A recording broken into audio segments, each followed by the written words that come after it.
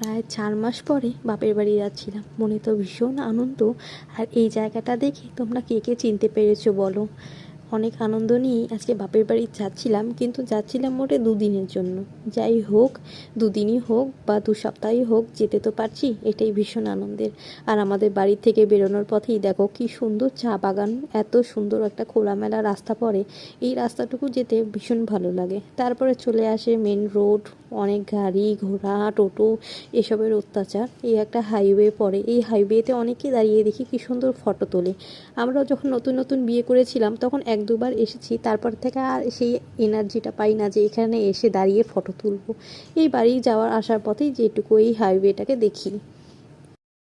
আর এই হাইওয়ে দুপাশে এত সুন্দর জঙ্গল, এই জঙ্গলগুলো দেখতে দেখতে কখন যে এই হাইওয়েটা পার করে ফেলবে তোমরা সত্যি বুঝতে পারবে না।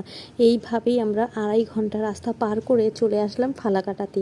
কে কে আমার ভিডিওটা ফালাকাটার থেকে দেখছো প্লিজ জানিও।